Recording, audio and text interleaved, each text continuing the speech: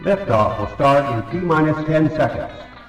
10, 9, 8, 7, 6, 5, 4, 3, 2, 1. We have ignition. It's time! Seconds from game 7 or from championship number 6. Short, open, Chicago with the lead! Behind the screen, Harper got a piece of it. It comes off. The Chicago Bulls have won their 6th NBA championship. Tying run at second, 2 out, Palmero over the head of Jenks. Uribe charges, throws, out! And the White Sox have won the World Series. To the far side around the 8-yard line to Hester. Under it, and to the middle at the 15, to the 20, breaks free of the 25, to the 30, to the outside, 40, midfield, 40, 30 to the coast, 20, 15, Hester 5. For the 3rd time in 6 seasons, it's one goal achieved. The Chicago Blackhawks win the Stanley Cup.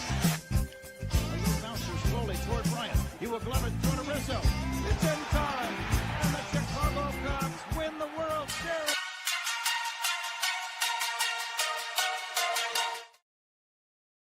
What up, what up, what up? Welcome to ShawnSierraSports on Sports Zone Chicago. I'm your boy, the SuperBack, Shawn Sierra. Thanks for tuning in. If you're watching us on Facebook Live, well, then I guess you found us on Facebook. And if you're not following us on Facebook, what? Come on, go to Facebook, type in Sports Zone Chicago, click the like button, and now you're following Sports Zone Chicago. Simple. Wait, there's more. Go to our YouTube channel, and if you're watching us from our YouTube channel, excellent. And if you're not subscribed to our YouTube channel, for real, come on, guys, go to YouTube, type in Sports Zone Chicago, click the subscribe button, but also click the notification button. That's the little bell next to it, and that'll let you know anytime a show from Sports Zone Chicago is going live. Get it? Got it? Good. And you can also tweet the show. Tweet us at Sports Zone Shy, the CHI at Sports Zone Shy. Now, if you want to follow me, just me personally online, want to know what I did? Let me tell you what I did. I tried to make it nice and easy for you, but I had some hackers screw everything up. So listen, on Facebook, I'm at Shawn Sierra. A couple of numbers afterwards, I forget. On X, I am now at ShawnSierra33. But on Instagram, Snapchat, and TikTok, I'm still at the Shawn Sierra. All right, listen, we got a great show, but I need you to get interactive. So whatever platform you're watching us on, leave a question or comment on that platform. It'll come up here in the thread. We'll put it up on the screen. We'll incorporate it into the show. And that, my peoples, so makes this the best morning Chicago sports talk show around. And that's you. So bring them all, baby. Questions, comments, smart-ass remarks, because ain't nobody scared over here. Like The Rock said, baby, don't sing it. Just bring it. Let's check the chat. My man Armando Emeterio Lara Jr. My man Junior's in the house. What's up, bro? Thanks for tuning in, man. I appreciate it. I appreciate it. Listen, I got other people watching. Chime in, say hi. Say hi so I can say hello to you. Welcome you properly. Give you a formal salute. Formal greeting and salutations. Well, listen, I don't know a lot about a lot, but I do know this. More of the usual suspects will chime in as the show goes on. That, my peoples, I can promise you. Listen, we got a great show for you at 10:30. Late. To close out the week, we're going to have my man Fred Pfeiffer from the Big Red Bus is going to join us. We're going to talk Bulls. Close out this show with Bulls talk and continue talking about the house cleaning up at the Advocate Center over on the west side. The house cleaning the Bulls did. Talk about that. My man, Mr. Southside himself, Michelle Walls in the Mickey Ficky house said, "What's up on the Mickey Ficky TGIF?" Man, I'm telling you. Whew. So they couldn't get here fast enough. That That's real talk. That's real talk. Shawn, what's up, buddy? How are you? Thank you so much for tuning in.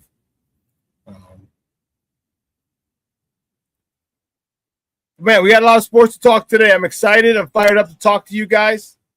We got Cubs to talk. We have Sox to talk. We have Bulls to talk. We have Blackhawks to talk. There's still this little issue with the sky, and things are not. The sky's showing itself to be the terrible franchise that it is. And the days of the athlete being quiet about all of the behind-the-scenes activities are over. Those days are long and gone. Teams will be quick to criticize. They'll be quick to talk shit, okay, about their experience, especially if it's a good one, but especially if it's a bad one, they are quick to talk about it on social media. And that's what's happening now in the Angel Reese Chicago Sky drama. Just let it go. And then just let it go. She's not here anymore. But, reporters are going to say, well, I'm just doing my job. Just let it go. Everybody wants to get the next hot topic, the next hot take, and asking and probing questions. And so she's still young and just like, you know what? I'll tell you. And it's apparent that the Sky is not a good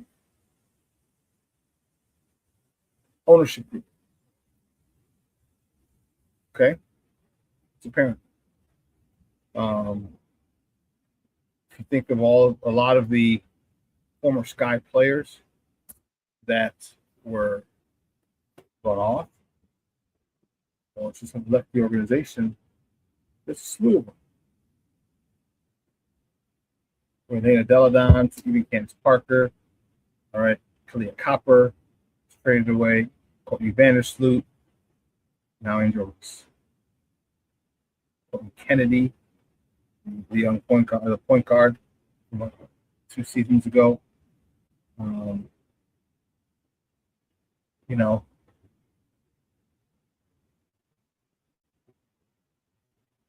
There's a lot of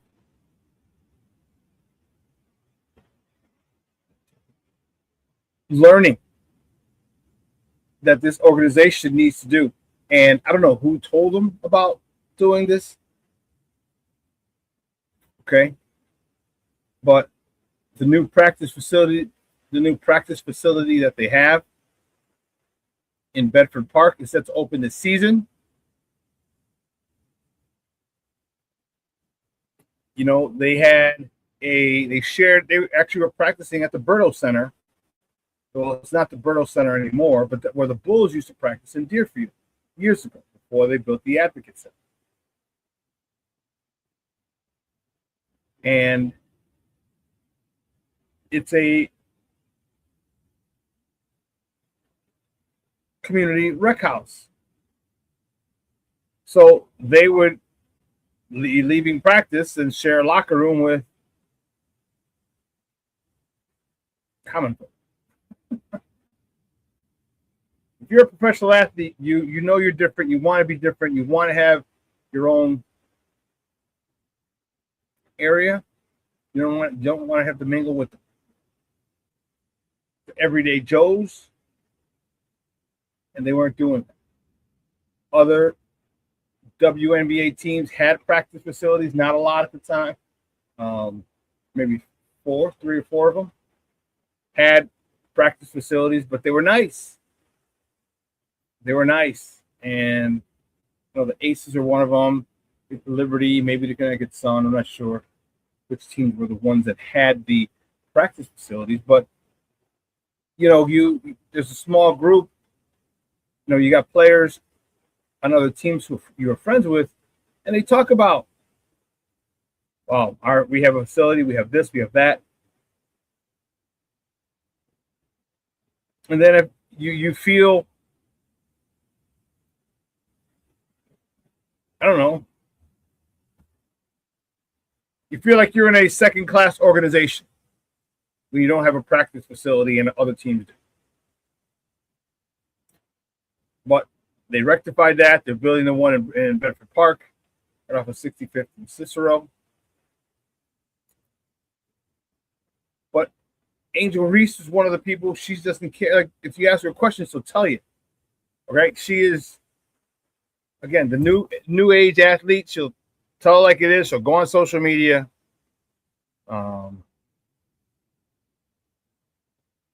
And spill the beans. At a coach event Wednesday, this is according to Alicia Hirsch from the Chicago Sun-Times. Reese compared being traded to the Dream to her college transfer experience. She's transferring from Maryland and going to LSU and winning a championship. It feels like deja vu right now. And I get chills right now because being part of Chicago my first 2 years and going to Atlanta, I just feel that urge right now that I'm going to win again. Reese also goes on to say, it's not easy to go be by yourself in the dark in those lonely nights and those long nights thinking by yourself. Social media has it out there to be one way, but at the end of the day, you got to sit with yourself and tell yourself what you want in life and continue to put yourself in spaces and rooms that feel super uncomfortable.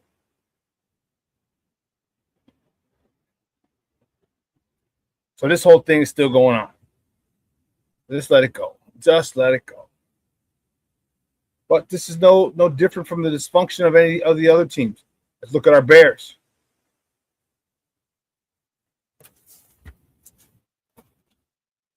Well, I don't know, Junior. I don't know if she wants to be more of an influence than a basketball player, but I think she wants to be both. Okay, and the world has made it the current state of affairs.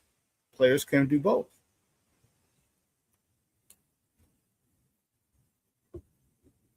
Okay.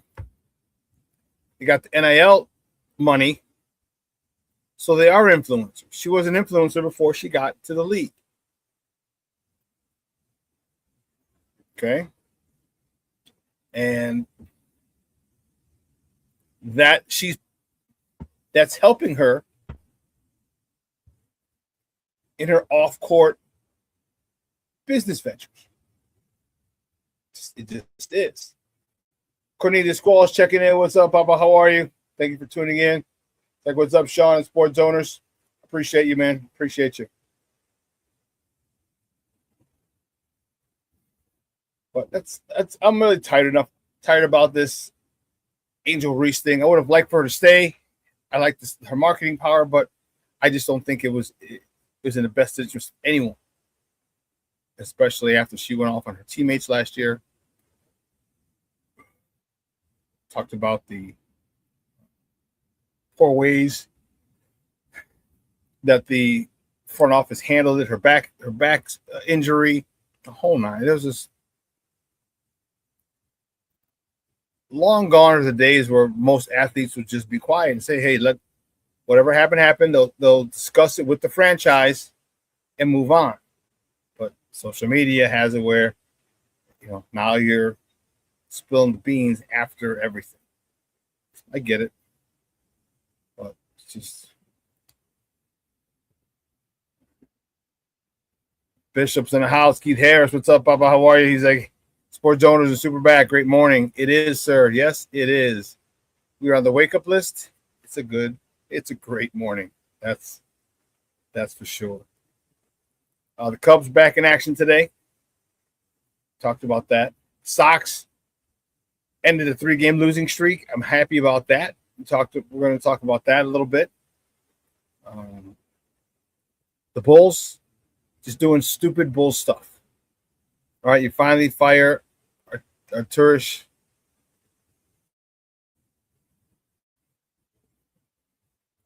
Karnisovas, Mark Eversley, who should have been done a couple of seasons ago, but whatever. But then they go and shoot themselves in the foot and say, well, we want Billy as our coach, and if you're the general manager and you don't want Billy as a coach, you're probably not going to be right for the position. And my thing is, if you get any GM worth their weight in gold, they're going to want to bring in their own man to be the head coach. Nothing personal against Billy, but if I'm getting this job, I want to do everything. I want a clean slate everywhere. I don't want any remnants of the previous regime. That was just me. Bishop says, she stated a fact, talking about Angel Reese. The organization didn't take kindly to her comments. It's also because they fired Coach Spoon. Yeah. I'm not saying what she said was wrong. All I'm saying is sometimes you don't got to go just keep stuff in-house. But that's not the way the world works in 2026. It's not.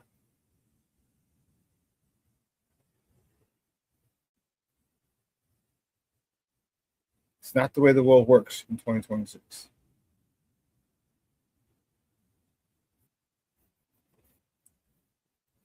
So, I don't know. As much as I want the WNBA to do well, our team, our ownership group, which includes Dwayne Wade,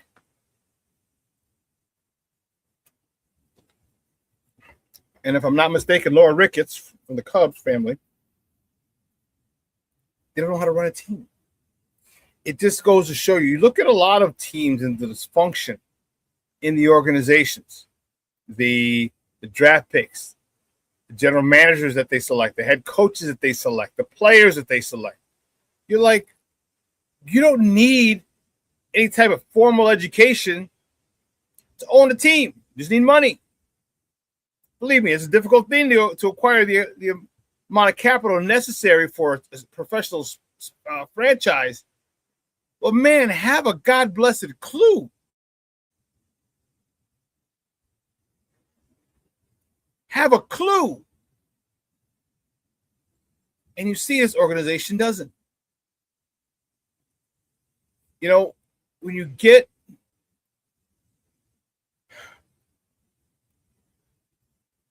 former athletes involved, rely on them to a certain degree for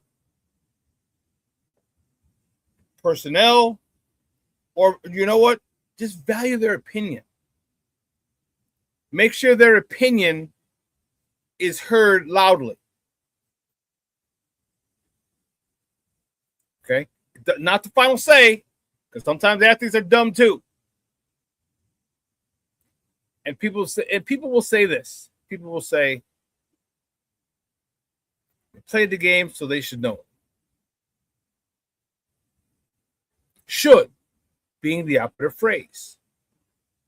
Because if that was the case, every former player would be a great coach.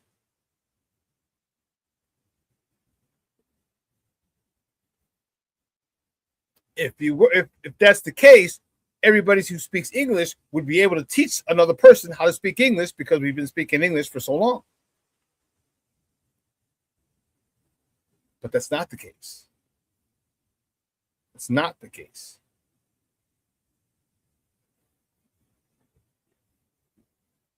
AC Adam checking in. What's up, buddy? How are you? Thank you for tuning in. This is Bear Down, Sports Owners. Excellent, sir. My man Rick Gonzalez checking in. Hola, amigo. FGB. Smoke weed every day.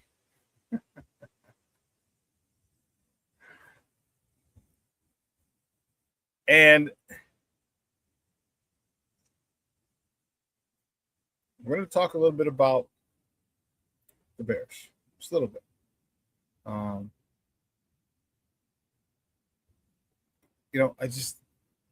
where do we want to go?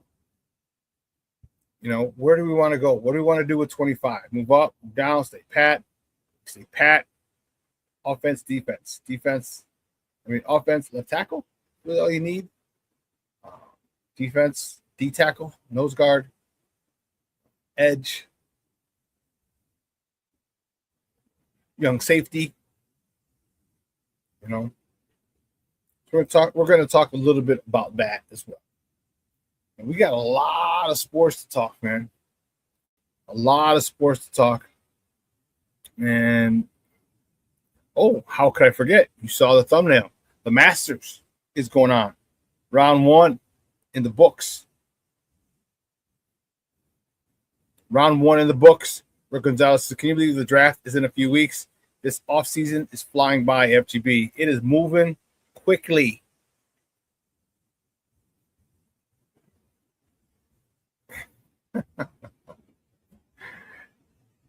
Rick, twisted up Friday.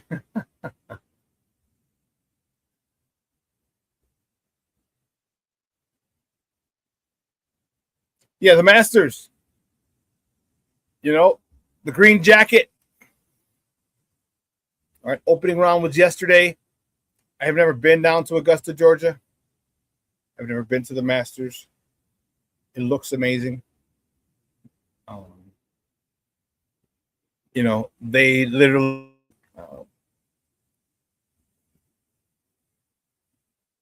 but they were part of the Old Boy Network in that.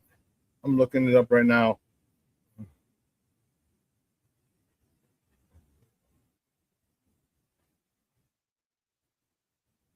Here we go. 2012, so 14 years ago. It's literally 14 years that Augusta National Golf Club, where the Masters is held, admitted its first female members in August of 2012. 14 years ago. Crazy. Former Secretary of State Condoleezza Rice and South Carolina Financer Darla Moore were the first women invited to join, breaking an 80-year male-only membership tradition. Really?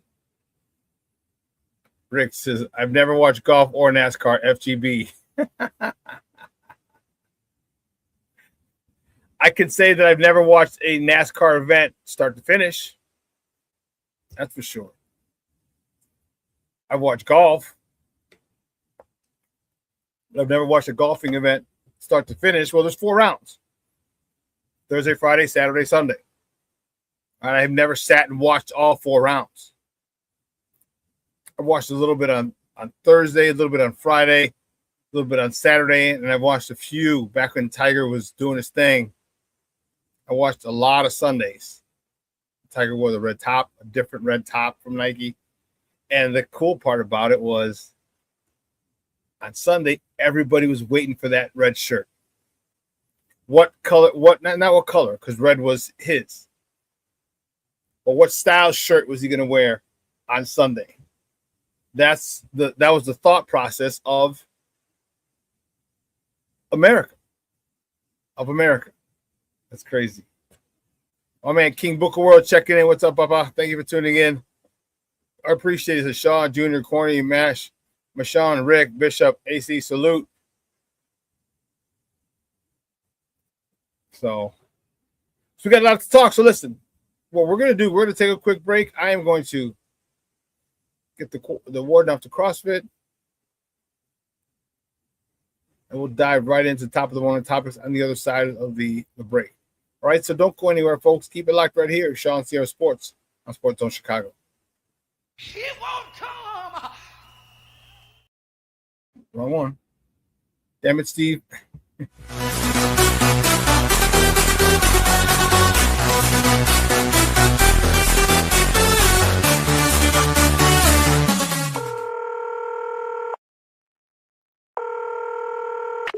911, operator 901. Where's the emergency?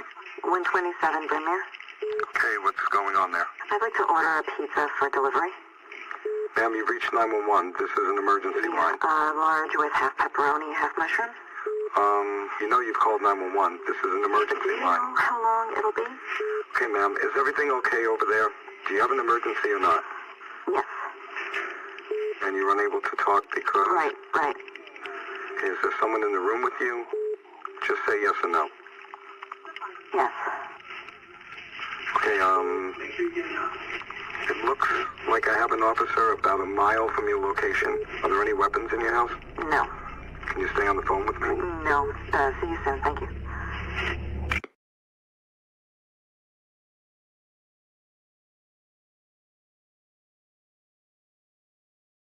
Every day, we take steps to keep the people we love safe, but some health risks are easy to miss. Ticks hiding in the yard can spread germs, like the ones that cause Lyme disease. Mice searching for food can spread bacteria that makes us sick. Mosquitoes lay eggs in standing water and can spread West Nile virus and more. Cockroaches are drawn to water in the home, leaving behind allergens that can trigger asthma attacks. Common pests can threaten our health. Learn how to protect your family at pestworld.org. When I'm flying, I put my helmet on, my visor down, my mask up. You don't know who I am. Whether I'm African American, Asian American, Hispanic, white, male or female. You just know I'm an American airman kicking your butt.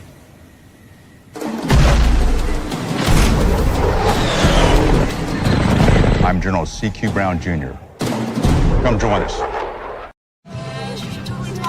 No, I don't know though. I'm scared. I mean, you're so...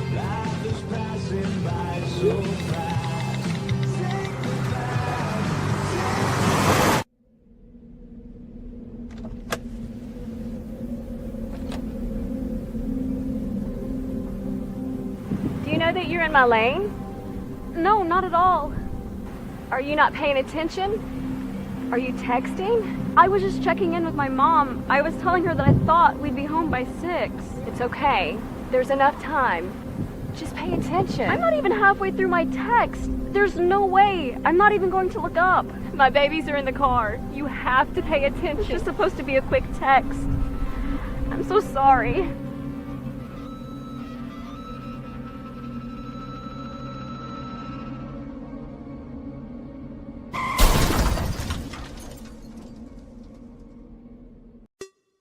Hey, it's your boy, the SuperBack, Shawn Sierra, and be sure to follow Sports Zone Chicago on all social media platforms, on Facebook, Instagram, and our Roku channel. You can find us at Sports Zone Chicago, and on Twitter, we are at Sports Zone Shy. Also, be sure to download our mobile app so you can take Sports Zone Chicago with you on the go. Time out. How are you feeling right now?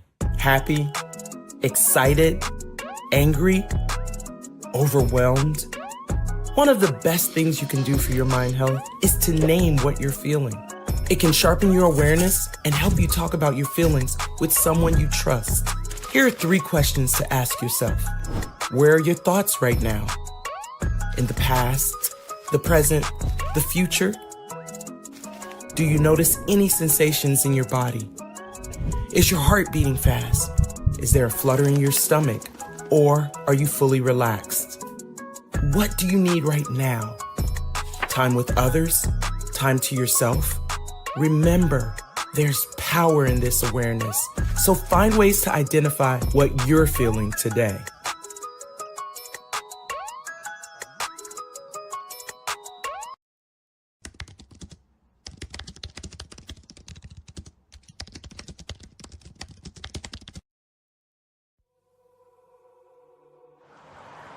At a time when the news seems as subjective as the partisan politics dividing this country, independent professional journalism has become a resource people need to get the honest and accurate information for their lives. That's why I created JHortonReports.com. As a born and raised Chicagoan, I know the city better than anyone. So my investigative stories are all original, and they'll go deeper to expose the truth by using information obtained from public information databases and in-depth interviews with the movers and shakers. My future stories will introduce you to people and businesses who are changing the world, not just Chicago. My missing person stories will spotlight those who you don't hear about in the mainstream media who are often overlooked. If you want to hear my personal views on things around the world, check out my blog site, which is based off of factual information on my life experiences. There's also past episodes of my weekly sports podcast show, What's Up Cuz, that I host with my real-life cousin, Lance Urban. So if you're looking for all this information and more, check out jcoydenreports.com and follow me on Twitter at jcoyden. Every day, we take steps to keep the people we love safe, but some health risks are easy to miss. Ticks hiding in the yard can spread germs, like the ones that cause Lyme disease. Mice searching for food can spread bacteria that makes us sick. Mosquitoes lay eggs in standing water and can spread West Nile virus and more. Cockroaches are drawn to water in the home, leaving behind allergens that can trigger asthma attacks. Common pests can threaten our health. Learn how to protect your family at pestworld.org.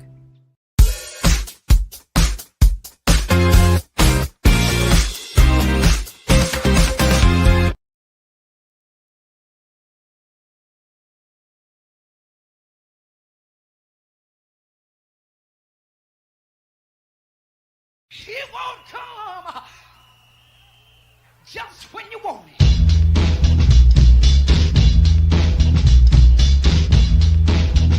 Top of the morning to you. Top of the morning to you.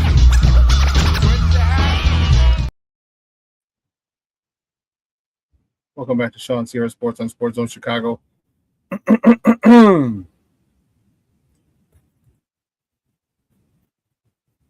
You know, we do the first segment of every show is called Top of the Morning.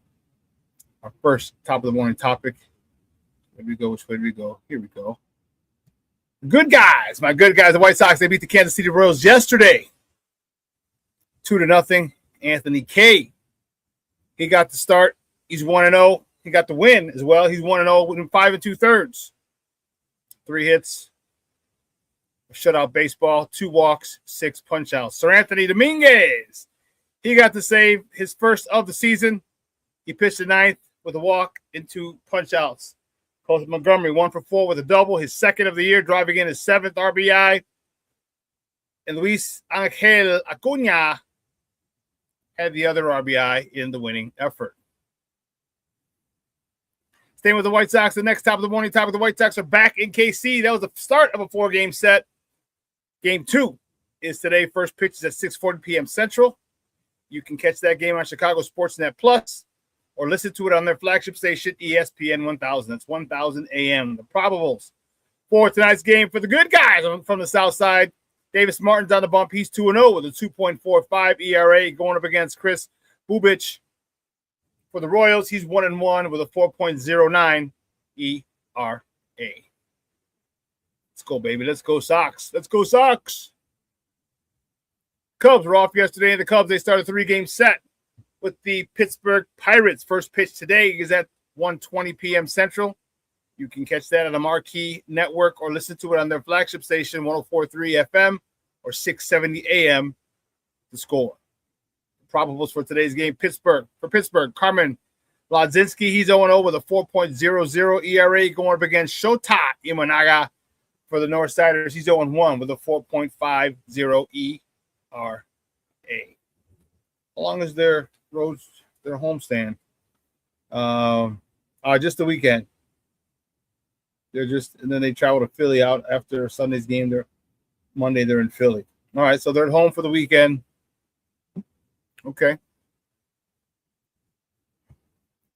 Moving on to the next top of the morning topics, the Bulls just can't get out of their own God-blessed way. The Bulls, they beat the Washington Wizards yesterday 119-108 in the last home game of the season. Finally. Trey Jones, 31 points, 6 rebounds. Colin Sexton, 27 points in the winning effort. And Leonard Miller, 26 points, 11 rebounds. He's our new Mr. Walking Double-Double. 26 points, 11 rebounds. Man, this guy is 6'11". And I've been pretty impressed with Leonard Miller. I've been very impressed with him. You know, and I think if he puts on some weight, I think he can be a pretty good piece in this rotation. King Booker World. The Bulls can't even fuck up right. I know. Aren't you supposed to be losing? But I'll tell you what, it's good. It's good to see them, the youngsters, finally get some time and show what they can do. Staying with the Bulls, the next top of the morning topic, the Bulls, they host the Magic tonight at the United Center. Tip-off is at 7 p.m. Central. You can catch that game on Chicago Sports Network or listen to it on their flagship station, 104.3 FM or 670 AM, The Score.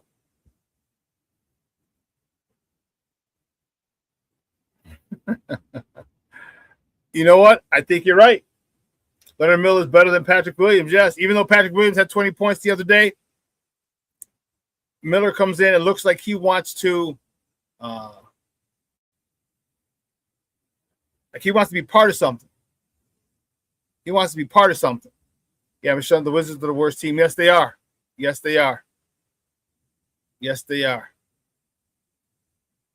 King Booker said, that's like falling through a manhole cover and landing on a pile of money. I know, take the money and still sue.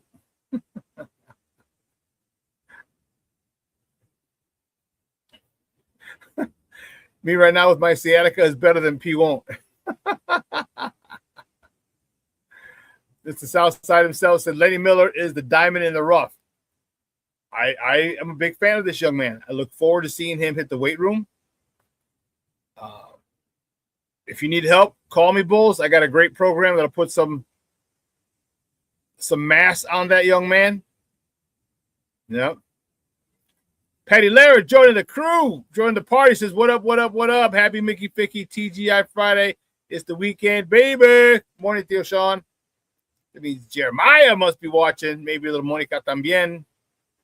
Patty, Monica, Jeremiah, good morning. Thank you for tuning in.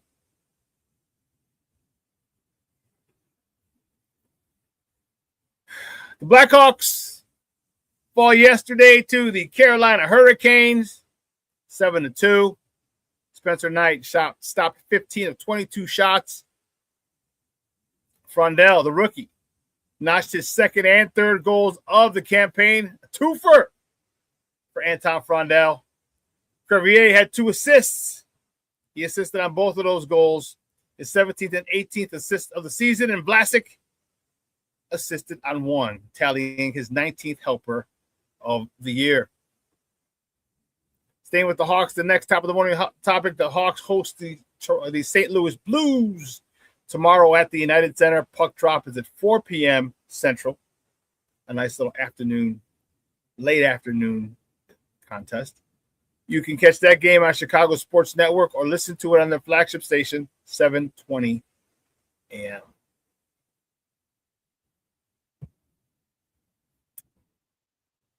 And the next top of the morning topic, baby, the Masters. Opening round of the Masters was yesterday at Augusta National. And after day one, Northern Rory McIlroy is tied with American Sam Burns atop the leaderboard after both shooting a 5 under 67 for the day. The Masters is a pretty cool. I just think it's a cool event. You know, the pageantry, the rolling hills.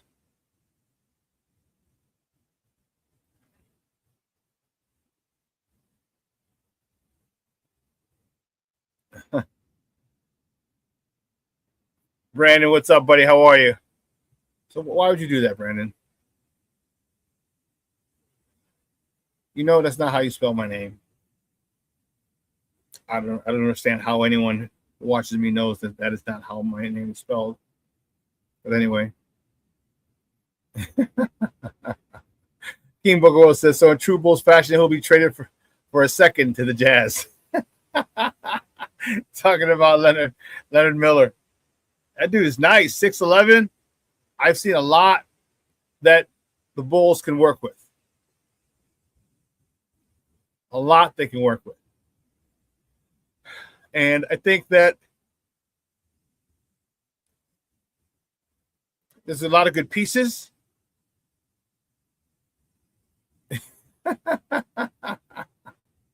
Shawn, you're my dog and I love you, but I just almost passed out thinking about how boring golf is. I'm not a big golfing fan. I never golfed on an 18-hole course. It was only 9 holes. Marquette Park, South Shore. I never done a hole 18. It's different on it when you get a cart and you're on 18 holes. It's a lot different than watching it. It's a whole different thing, dude. I'm telling you. It's a whole different. And you're drinking out there too. Shooting the shit with your people. Wheeling and dealing, making deals, putting together deals.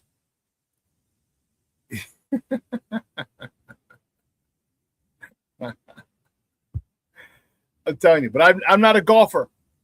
I'm not a golfer. It takes too long because you're out there for 4 or 5 hours. It's like there's not a lot I like to do for 4 or 5 hours. Not 4 or 5 hours straight. I'm sorry. Maybe if you know what? I will do that this summer. All right. I will go golfing. Just about all my buddies golf. Guys from high school, guys from college, guys I met from Output years ago. A lot of my teaching friends, former teaching colleagues.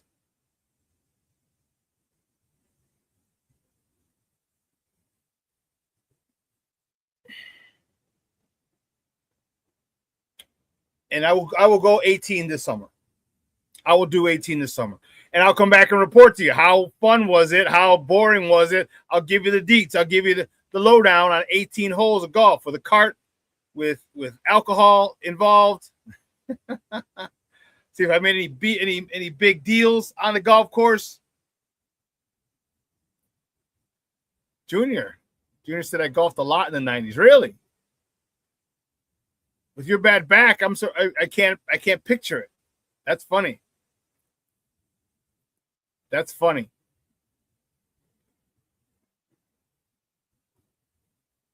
But so you never watched when Tiger was going crazy, huh, King Book of World?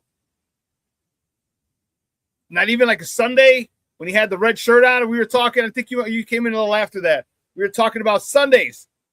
Man, when Tiger was in his prime, and everybody knew that red shirt was coming out Sunday. That was his thing. That was his thing. Every Sunday was a red shirt. A different red shirt from Nike, but a red shirt.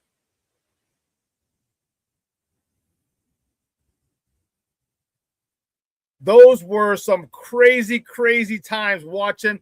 I forgot which event it was where he was trailing. He came back to win. And a lot of times I remember him leading and running away with it. His red polo is like a shark's fin. There are so many people. Brandon, it's on the screen. Stop being silly. There's so many people who lost on a Sunday before they even hit the greens, before they even went out of the course. Because they saw Tiger, saw the red shirt, and immensely jacked them up. Yeah, that's right. Masters in the NFL draft, that's right. And we are back to it. Oh, okay, Cornelius.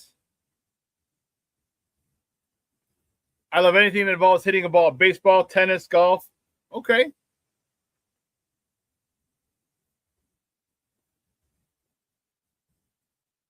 There. It's on the screen now, Brandon. No more. You don't have to ask any questions. It's right there. Right there. I grew up, I was born in Pilsen.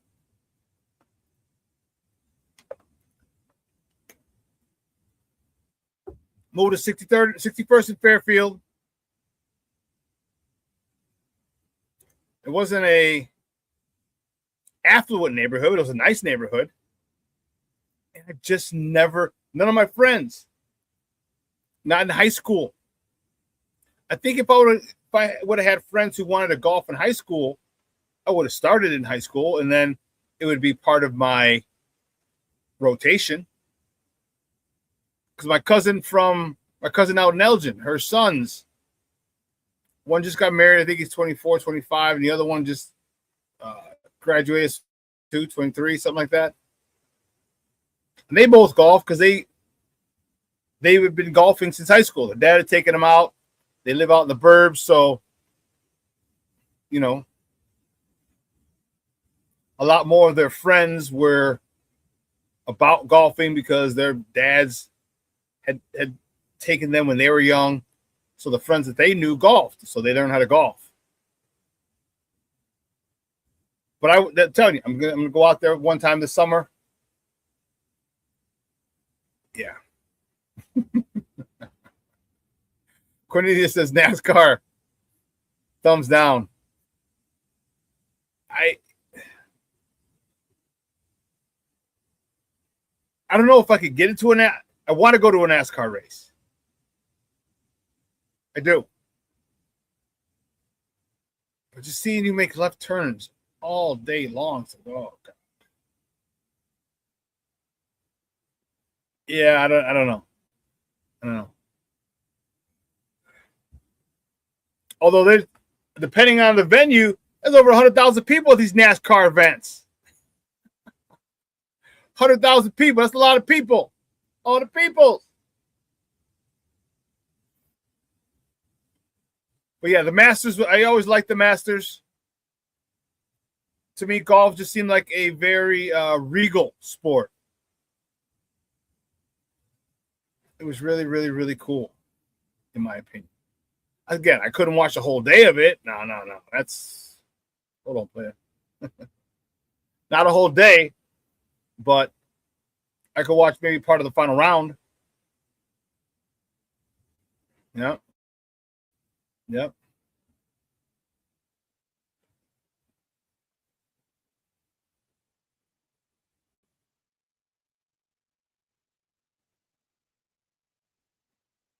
Let's talk a little. Let's finish the hour with some Bears talk, and we'll talk baseball on the other side, other side of the break, 10 o'clock. So, what are you guys thinking?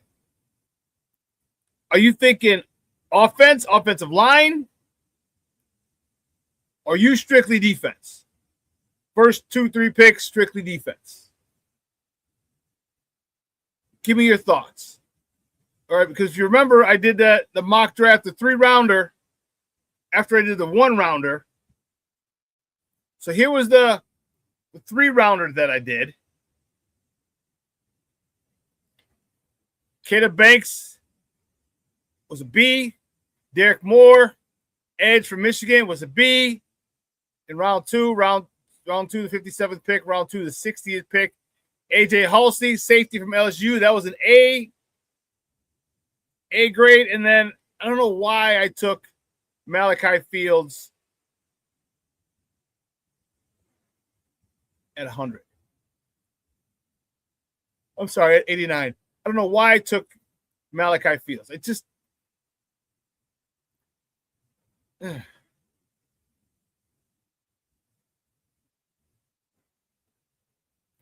King Booker said, I think the Bears are going to draft the safety and everybody going to lose their mind. Yeah, if they drafted a safety, yeah, that was first. Like, yeah, I just think they're going defense. I think they're trying to shore up that defense, which is why, if you saw, here's my first one. If you look at 25, Caden McDonald, that's a big boy.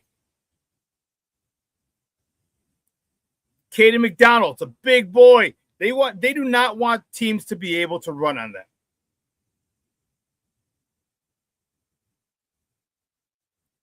Do not want teams to be able to run on you. Caden McDonald is a big dude. Same with the Caleb Banks, another big guy. Clog the middle. Demand a double team, leaving your defensive ends in one-on-one position.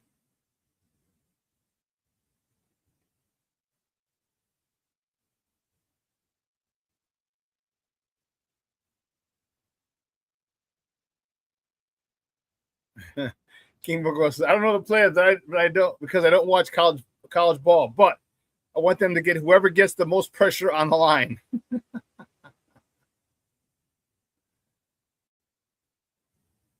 Cornelius says, I want the Bears to draft the best player available, offense or defense. If Mike Washington is there at 57 or 60, get him.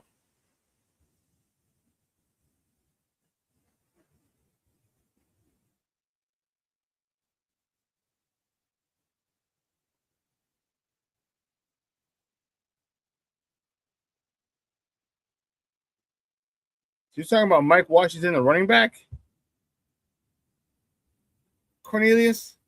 You get the running back at 60, 57, 60, 6'2", 220, 6'2", 230, 228, 30. Yeah, I don't know about that. That's a little early for me.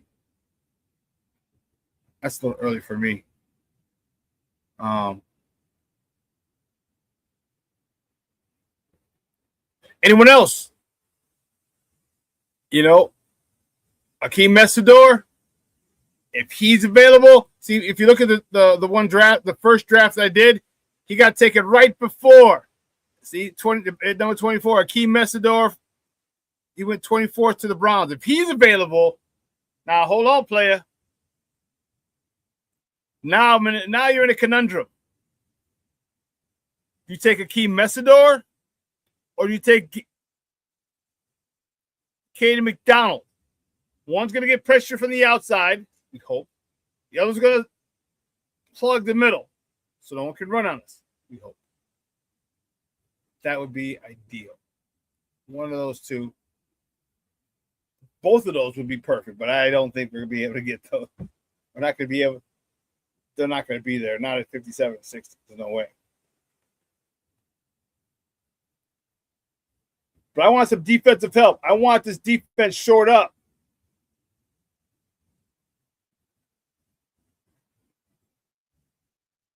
All defensive players are about the same in that range. I'm not sure what you're talking about. In 50 to 60 or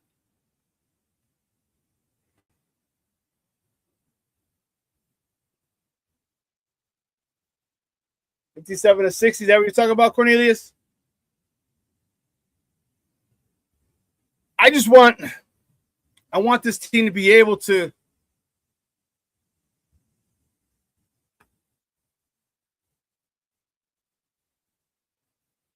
stop teams from running. I want this team to be able to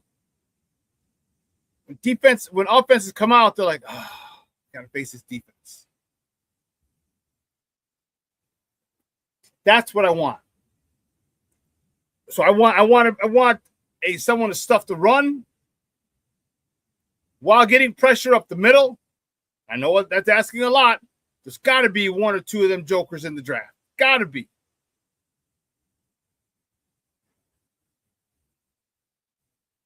I don't know. Listen, let's take this final break. Let's take this final break, and on the other side of the break, we will get some baseball.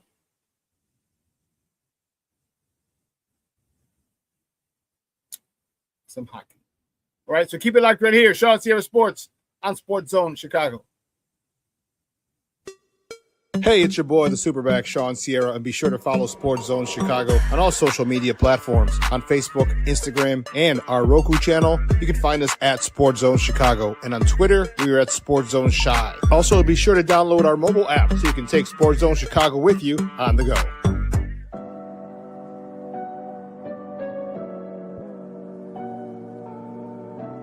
How do you take care of your mind health? For my mental health, I meditate in the mornings. I have my dogs. They're They're the best. I just find ways that help me just relax. Finding things that make me happy, like being close to my family. I meditate a lot and read books. I have hobbies outside of the game. I'm able to switch off. I'm able to turn my brain off from the game of basketball. Your mind health matters. Your mind health matters.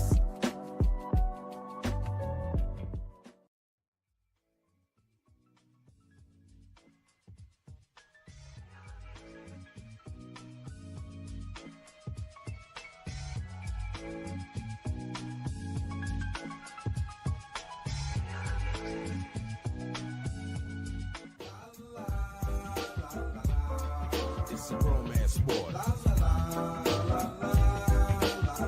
What? It's a romance sport like that. Your Marine Corps' way of life is to defend the American way of life.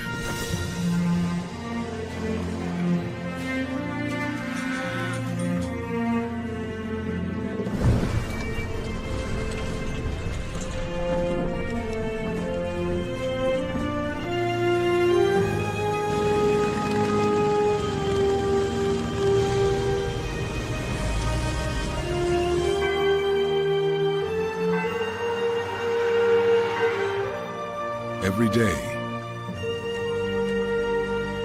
no matter where we serve, we take a stand for our nation, for each other, for us all. The few, the proud, the Marines.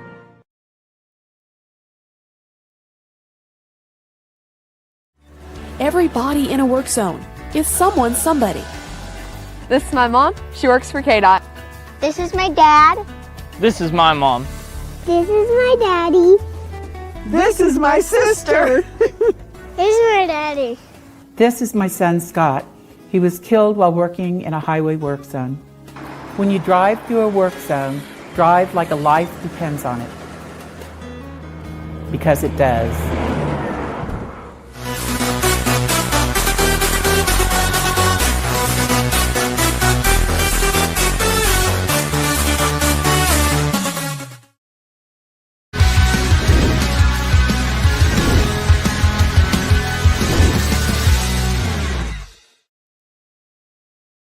Welcome back to ShawnSierraSports on Sports Zone Chicago. My man Stevie's still under the weather, so we don't have clips today. He should be back on Monday. Thoughts and prayers on my guy Stevie. He just wasn't feeling well all week, and so yeah. So pardon the fact that it was a little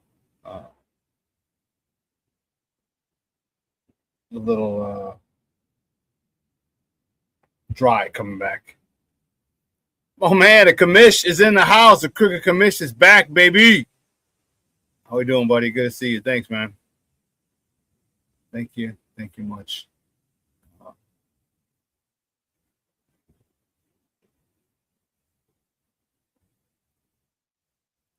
I hear you, Cornelius. Gabe Jackas, Cassius Howell, David Moore, Grayson Halton.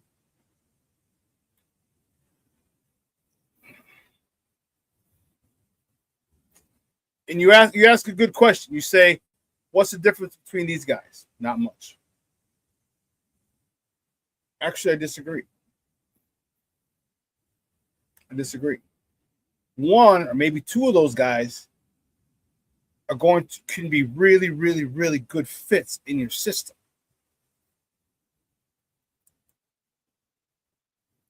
Who is going to connect with that coaching staff? That's what you have to find out. That's where you got to gamble. Like, who we know is not going to vibe with this coaching staff. Okay, they're eliminated. Now we're stuck with who do we think is going to vibe when if we brought him in. Did he vibe with the D-line coach? Did he rock with him? Was he feeling him? Because here's where coaching is so important. And there was a guy, I'm not sure, pretty smart guy, but at one point said coaching matters. And as a coach and the player going to hit it off to the point where the coach can get the best out of him.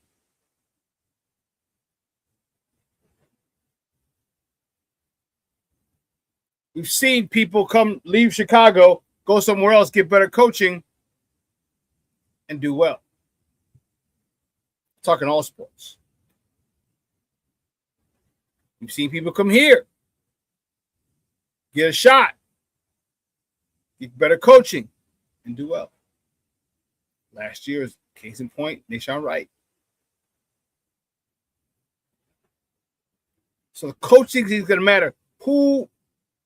So physically, all those guys are similar in talent, height, speed, all the physical traits, height, speed, vert, recone, all that good stuff. But who are the coaches going to be able to connect with? That's the issue. That's the guy they're going to draft. That's the guy they're going to draft. And I just hope it's a dog. Man, after watching Akeem Messidor's tape, I really, really like him. He is a dog. He's violent. I've heard that before. Can't put my finger on where, though.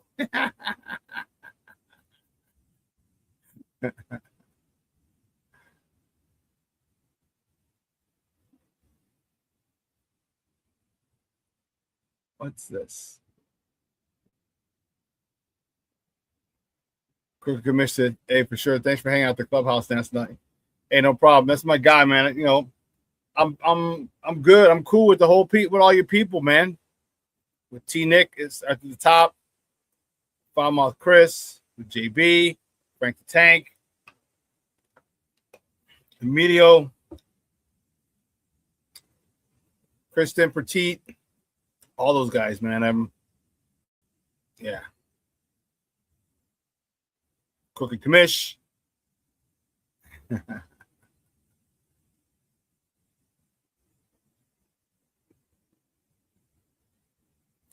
Cornelius says, I disagree. Cassius Howell is the Dennis Allen type, but he might be the best pass rusher in the draft.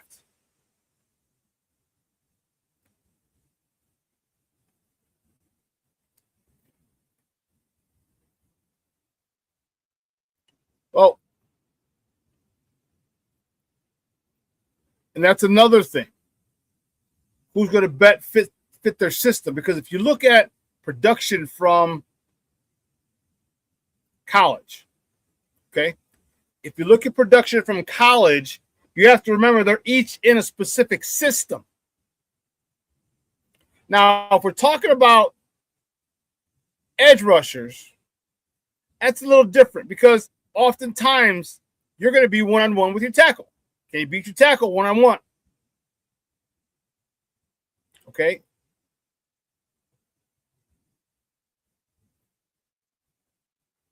Oh, okay. Cornelius said, my bad. He goes, I meant he's not a Dennis Allen type player. Okay. And it's so difficult. Everybody seems to want to get to the league. How many people want to stay in the league? How many people want to dominate in the league? And you can't ask anybody, do you want to dominate in the league? Of course they're going to say yes. You have to watch their habits. And this is why they go and deep dive in all these potential draft picks. And even our guys talked about, I'm talking about Ryan Pohl, said, I need a guy who loves football. That's what he means about football. That's what he means. Is this guy going to adapt to what it is we're doing? Is this guy going to study film like crazy? Is he going to pick up nuances and have his film study benefit him? Is he going to do a whole bunch of film study outside of the facility to make himself better?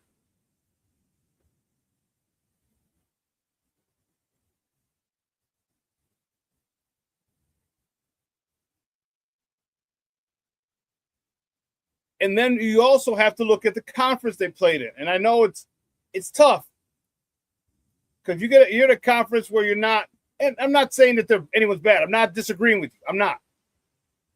I'm just saying let's take these factors into account. Or is he violent? Does he have counter moves? First of all, how many moves does he have? And then does he have counter moves for each of those moves?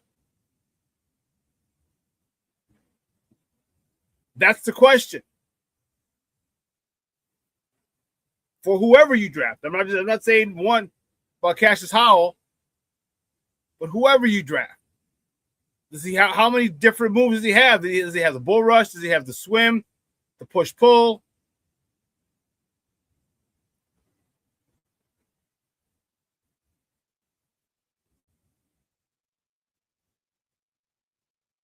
And how good were those moves in college?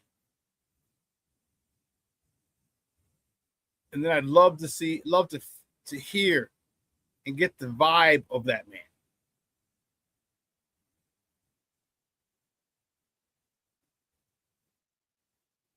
Because once you get a vibe, people can tell you anything. But people give off an aura. They give off a vibe. I want to see how excited he would be.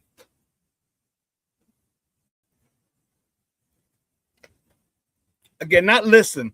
Maybe listen to the passion in his voice, but not to exactly what he says. They're all going to say the same thing.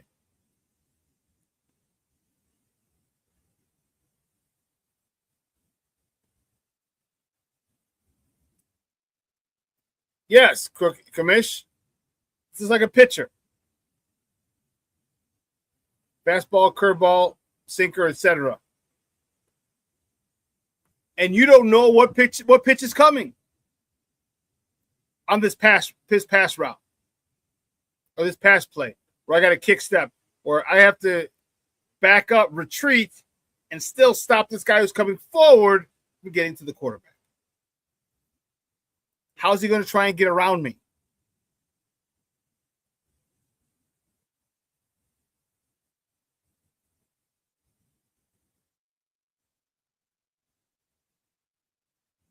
I'm not saying he's not the one, Cornelius. Believe me, that's not it. That's not what I'm saying. All I'm just saying is I want to see. I think Dennis Allen's going to have a lot more say in this year's draft since they're picking defensive players. Or we assume they're picking defensive players. But they still also want to get an offensive tackle.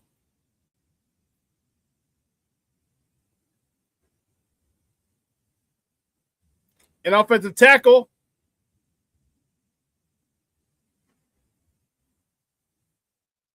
So where do you get that from?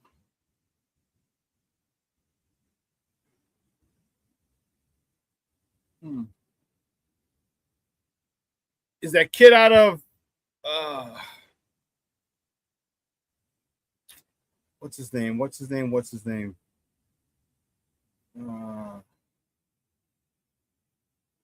The kid out of Arizona State.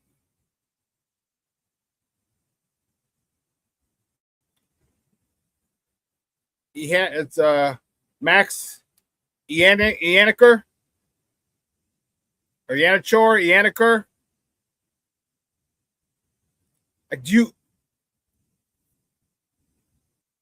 The question would you, if you're Ryan Poles and the fifth best defensive end is available and the third top, or the number 3 left tackle still there, do you take him? Do you take him? This is quite the interesting draft for Ryan Poles. It's a little different, right? He's not up there, and it's got to see how the board falls, which is why they talk about they have their own mocks. They do their mocks 2-3 times a day.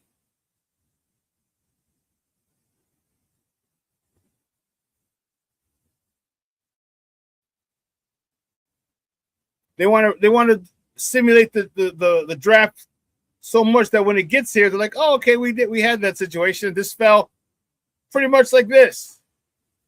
I mean, I doubt they'll have every single person, but you probably have a great idea of who's off the board. Because what's going to happen is they're going to go in, they're going to say, okay, in this draft, falls this way. This draft falls this way. Some of the people who were drafted earlier in the first time weren't drafted and are available later. So what do we do? What decisions do we make? If it's this guy versus this guy, who do we take in because they're both available? We're gonna have a whole bunch of those simulated drafts at Hal's home.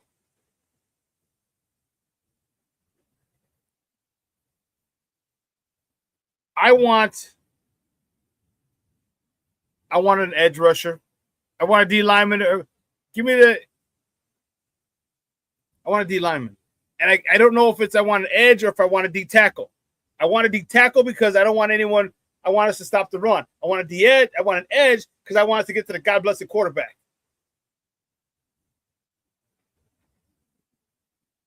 And you can be that nose guard that gets to the quarterback. If we can find one of those jokers, woo, Charlie. I like that kind of party.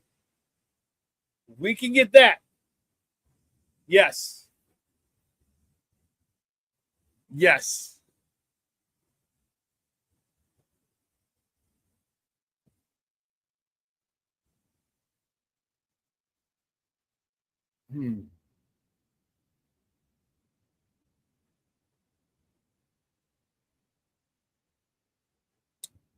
Well, let's switch gears.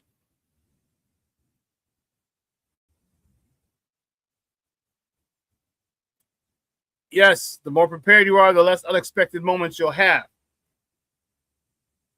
I don't know about less unexpected, but you'll be able to deal with the unexpected a lot better.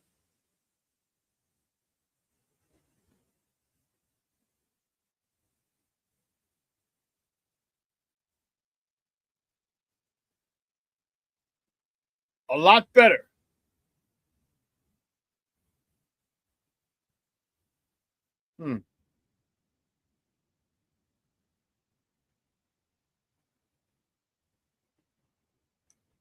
It's funny. Hold on.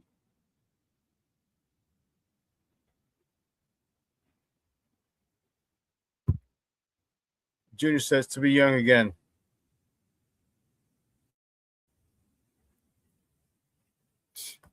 Ain't that the truth, Ruth? I go back and there'd be a couple of there'd be quite a few decisions that would be different.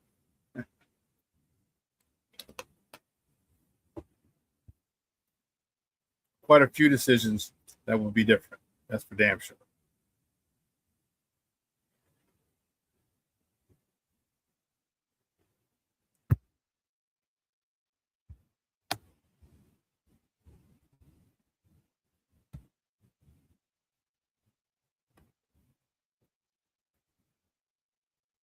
I highly discourage the Bears going after an offensive tackle with the first pick, 25. Highly discouraged. I want this defense to be tight. I want this defense to be tight. We have stop gaps for the left tackle for this year. We have it. So let's stop saying, oh, we need a left tackle, we need a left tackle, we need a left tackle. No, we don't. We have stop gaps in place and pretty good stop gaps. We have Braxton Jones, we have Theo Benedette. So we have stop gaps in place, both starting experience.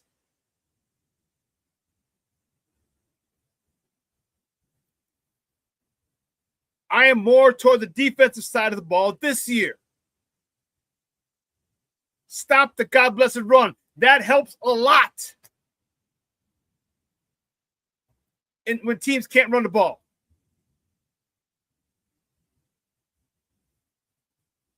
So I want that defense shored up.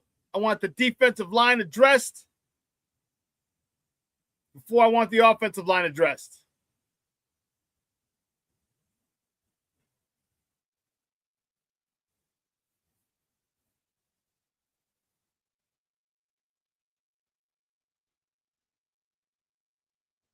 I'd rather have a nose guard than an edge if the nose guard is super disruptive. That's what I want. That's what I want.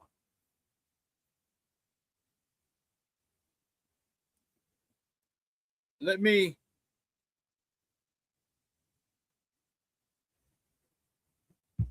switch gears a little bit here. We'll talk a little baseball.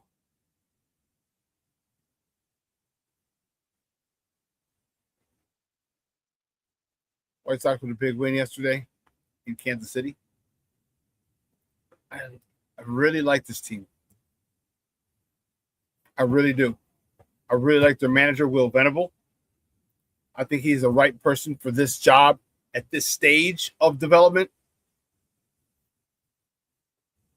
I love the fact that they believe through 27 outs.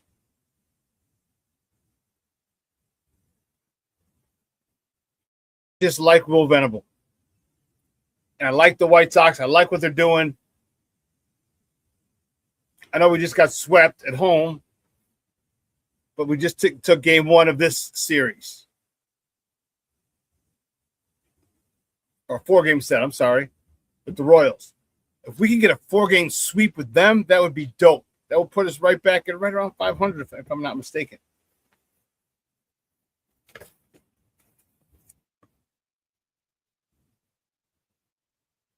Yeah, Sox are 5-8. We're going on a 4-game win streak. Let's 3 more. If we win the last 3, it's going to be 8-8.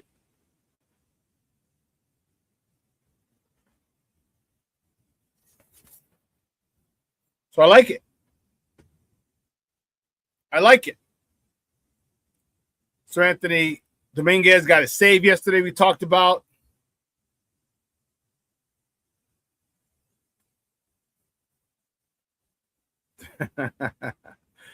Corky Commish says, I hate to say it, but your Sox team is playing with more heart than my Cubs team so far this season.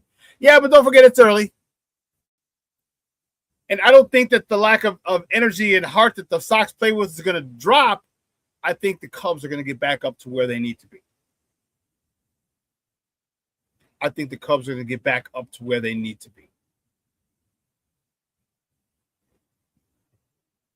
Because there's a lot of youngsters on this team. A lot of youngsters. They're going to make the mistakes, but if Will Venable's smart, and he seems to have be smart, he probably says, make your mistakes 100 miles an hour. I don't care. I need you to learn. I need you to get game day experience. The more game day experience you have, the better you will be.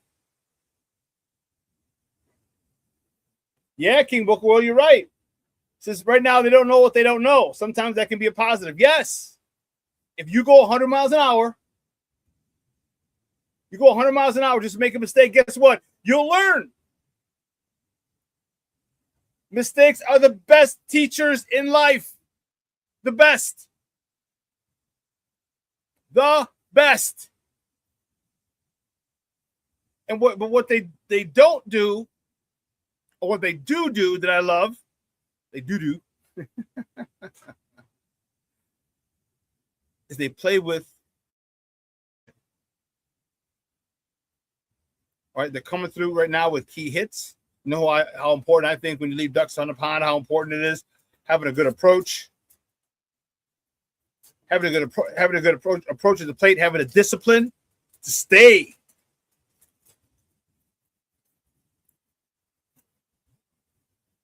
To stick to your plan, to stick to your approach at the plate. Yesterday, another. Well, there wasn't a duck on the pond. It was Murakami was on first and we hit a double. Brought him in. Okay. A couple of days before that, we had a couple of key hits with runners in scoring position. These are the things that I like. These are the things that are going to make these youngsters better baseball players. Experience. Because they're good baseball players right now. They're good. They're not great. They're good. They're only going to get better. That I promise you. The Cubs got to show and prove. And it's all been a week and a half, 2 weeks. Come on, man. Yes, you want them to come out the gate hot. You want them to start off on a nice winning streak, but that's not how it works sometimes. It's a long season. What you want the Cubs to do, you want the Cubs to start winning series. You want them to win series after series after series. Doesn't matter. Win game 1, lose game 2, win game 3. Win game 1, win game 2, lose game 3. Doesn't matter. Start stacking series. That's what you got to do. If you break it down to that, we have this series and we have today's game. It's part of this series. When you break it down to that,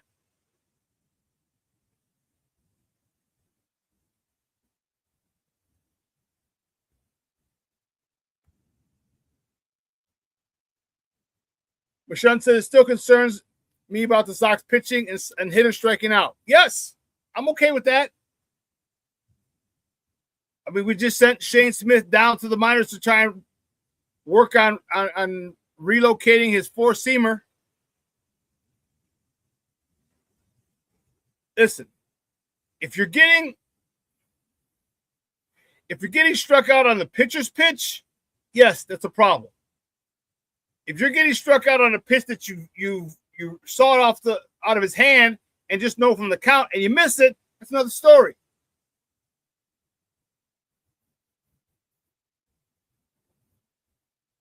Like if you're thinking, heater's coming, fastball's coming, and he just blows it by you, and you're on it, but you just miss it, it happens. But if you're at the plate thinking heater, and all of a sudden here comes a hook, and your knees buckle, and you're standing there, you get rung up, that's not good.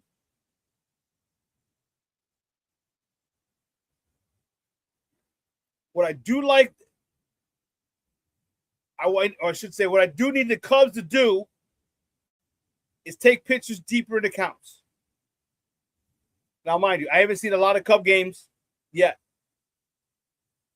I have to start watching those jokers so I can give you a fair analysis of them jokers. But make sure you start taking pitchers deeper into counts. Okay? Put pressure on pitchers. When I say put pressure on pitchers, I mean go deep in accounts. Foul off 2, 3, 4, 5, 7 in a row until you get the pitch you want. Just stay alive.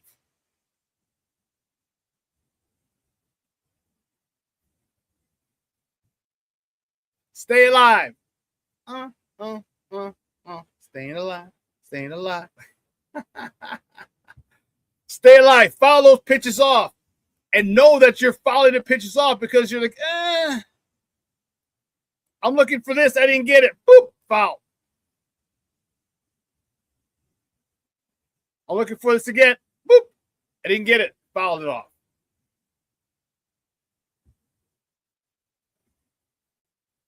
But I do agree with you, Commissioner. Cubs need to pick up the passion. They need to pick up that passion and start playing with that. Because I don't see it either. I don't know if they're reading too much of the press clippings. I don't know. The Cubs, we talked about it. The Cubs have on paper, you got a nice little squad. Pitching staff, which is tested early. With the loss of Horton. Justin Steele still out. Colin Ray, step up. All right, you're going to need guys to step up.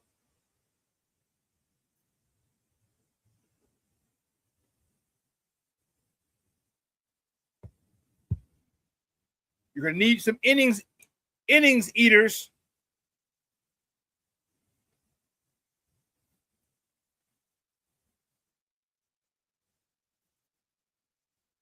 I don't know, and I'm not going to worry about the deadline because we've got time before that, but the Cubs got to start performing. Cubs got to start performing. And I know there's 162 games, but damn, you can't just wait until the last 62. I mean, you're 6-6. You're in last place in the division, but by 2 games. Come on.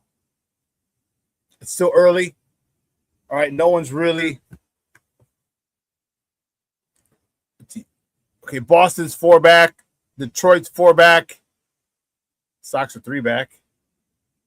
Seattle's 3.5 back. San Francisco's 4.5 back. Cubs are 2. Washington 3.5. Not a lot of games to catch up.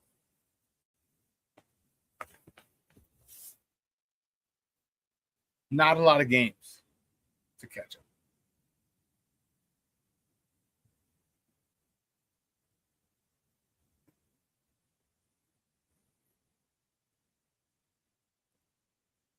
I'm going to start watching more, and I need to see the little things from this Cubs team. Same thing I said with the Sox. I need to see. Are you getting runners in when they're in scoring position? Are you driving them in? That's huge. You're driving them in with 2 outs. That's huge.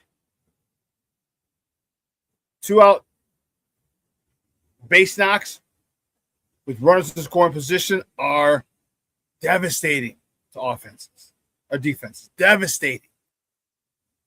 Because like one more pitch, let's get out. One more pitch. Oh, I got to cut off man. I'm the cutoff man. You know what I mean? So when you do that, like my White Sox have, once you start doing that and do it on a consistent basis, like I said, I have to watch more Cub games. I just hadn't this last week has been busy. Last 2 weeks have been busy. So I have to catch some more Cub games to kind of get a better feel for them moving forward. What they need to do, what all the things that they are doing wrong, all the things that they are doing well. Talk about it.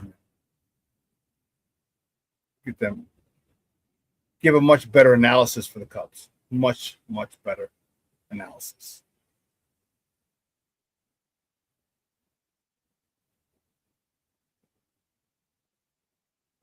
You know, and baseball's fun. Baseball's fun. I was ready at a game once. I'll be there again.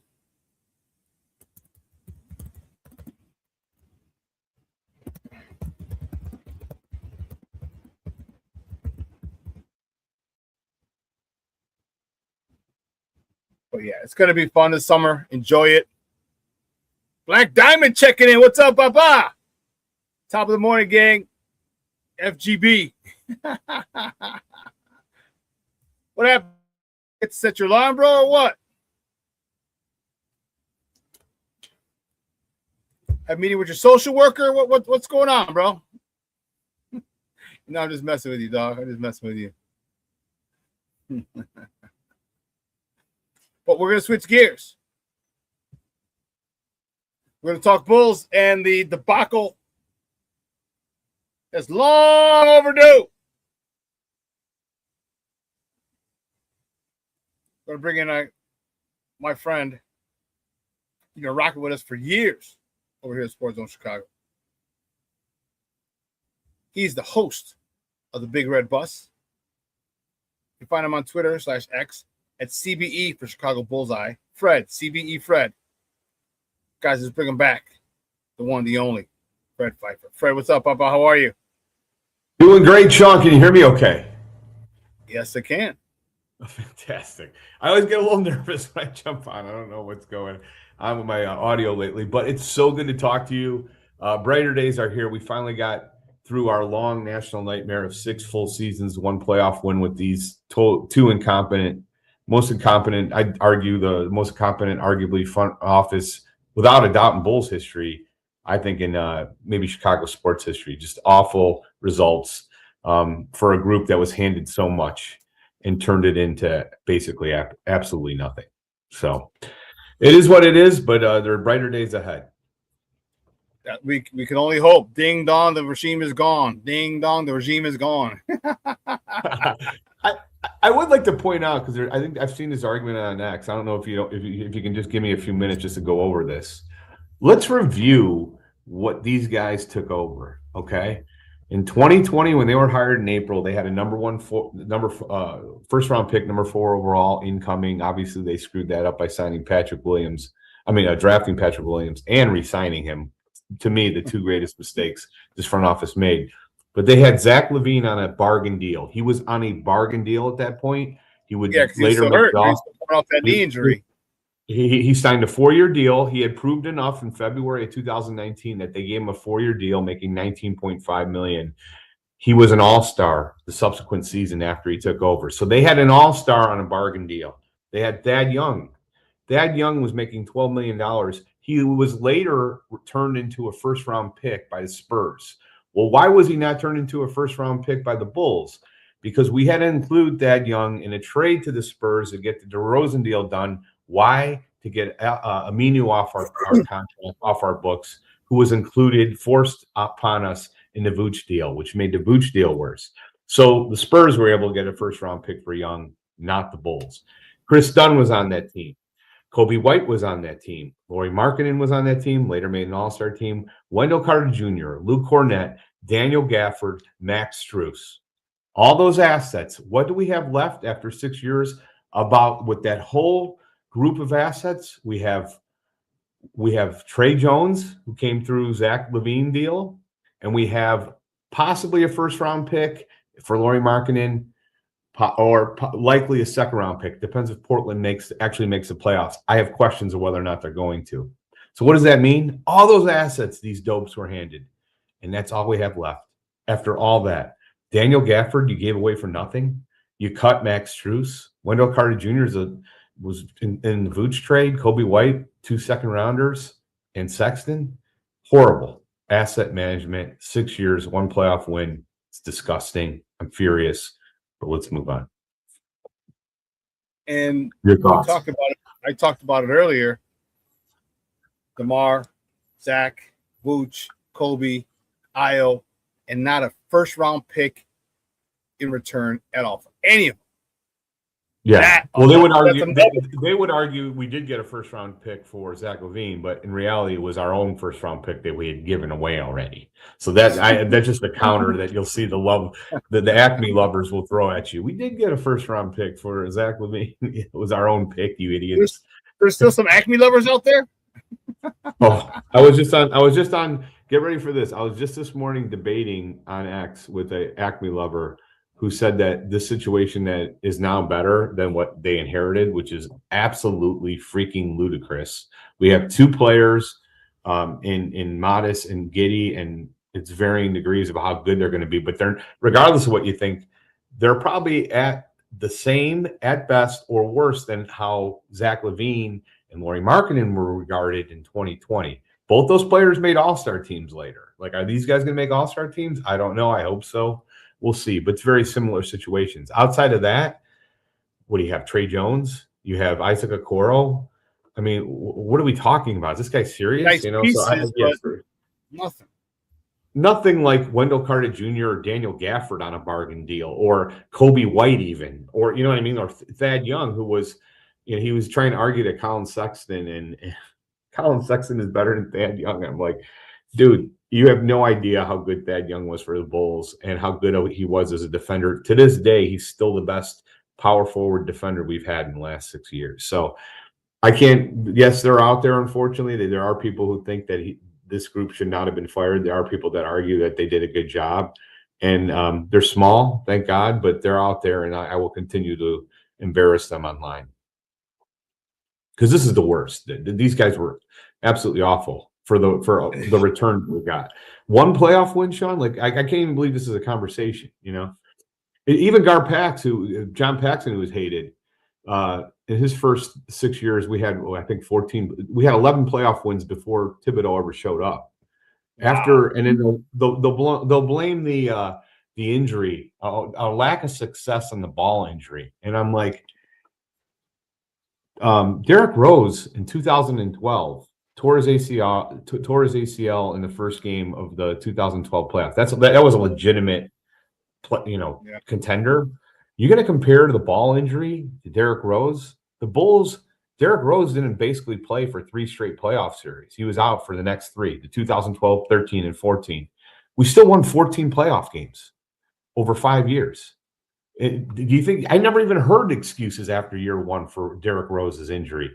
All I've heard for 3 years is about how Lonzo Ball cost us it. A role player, a guy who's never made an All-Star team, who's out of the league, who hasn't played after the All-Star break in 5 straight seasons. He never played 1 game for the Chicago Bulls after the All-Star break.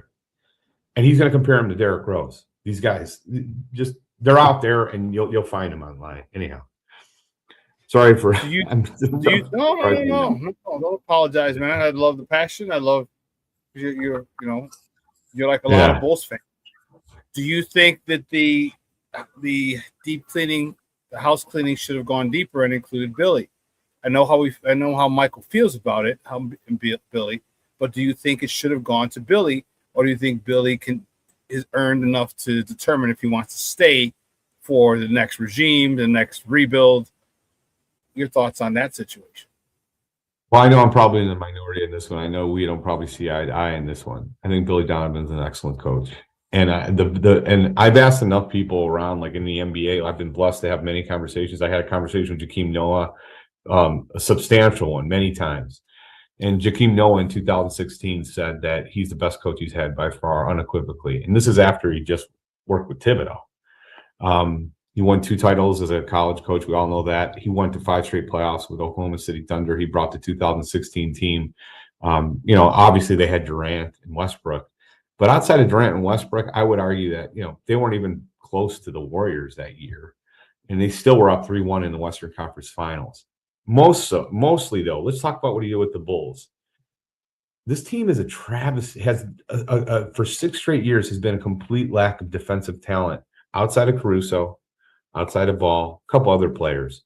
I think he's gotten, but where do you need your defensive talent the most? In the front court. You have to have it at the center, power forward position, because those are the guys that clean up the mess.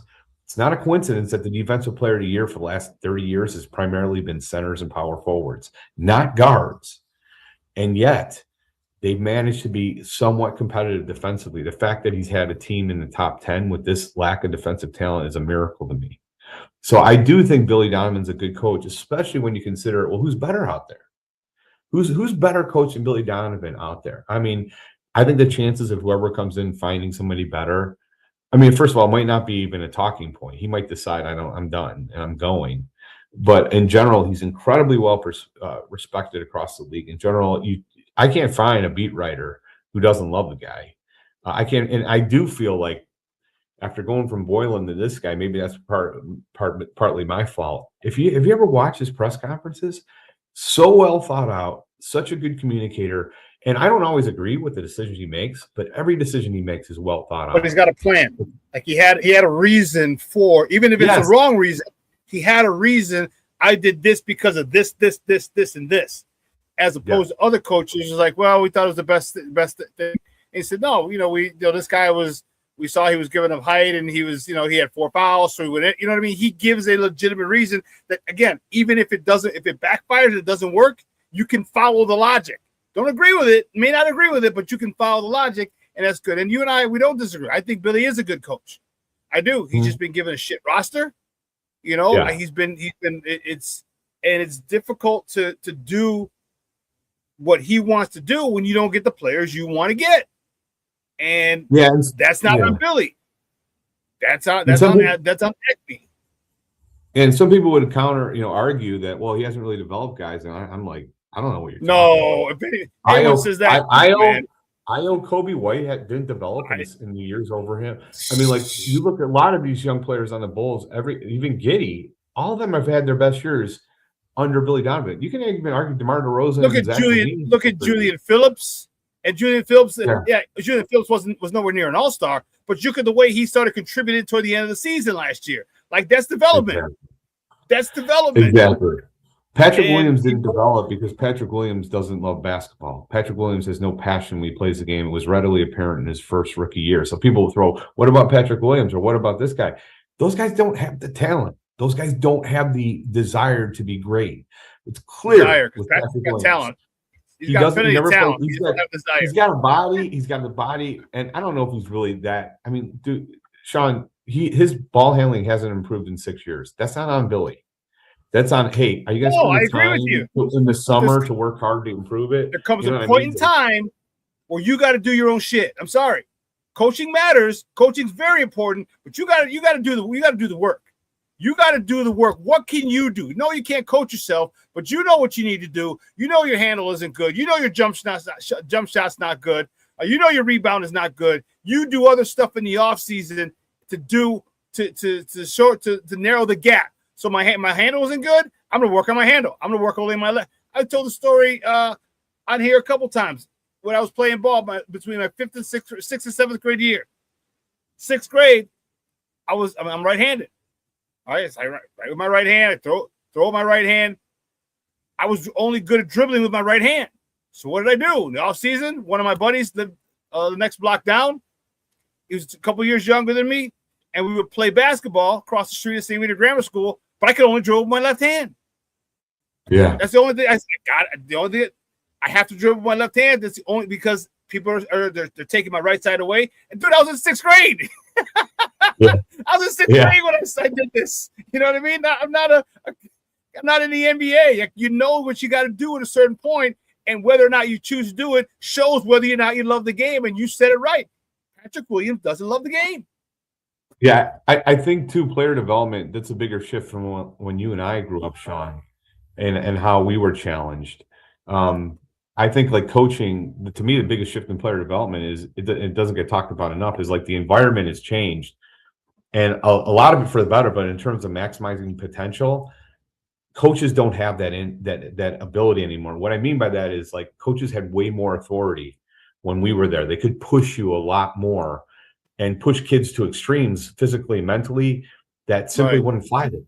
They just wouldn't fly today. All cross sports, every sport I played, they would squeeze every ounce out of a player, whether they loved it or not. And you were more scared of them. So you would I'd rather deal with going through this than have to deal with the consequences of it. You can't do that today. So although players have far more at their, they have the better nutrition, better training, all this greater intelligence, all this greater things. Technology. For the kids that want it, it's better and they're going to thrive. But for the kids that don't love the game, you're not able to install the fear of God in them like you used to. So like for Patrick Williams, you see it. Listen, to me, the best example is Patrick Williams. I think Patrick Williams is a guy who grew up. Everybody's like, look at your body, man. You got to play.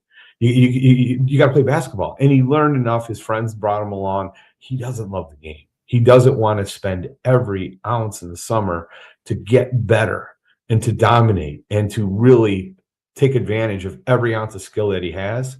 He's not that guy. And it was clear to me in year one. He just doesn't play hard enough. I mean, there was a play recently in a game where there was I've never seen this guy attack the offensive boards, and all you get are excuses. Well, they want him going back, and Stacey King called him out on it. It was a few games ago, and he's like, Patrick, you got to go for that offensive rebound. It just so happened it was perfect. It was a perfect synopsis of this guy's career, and full of excuses from the fan base who don't want to admit they were wrong.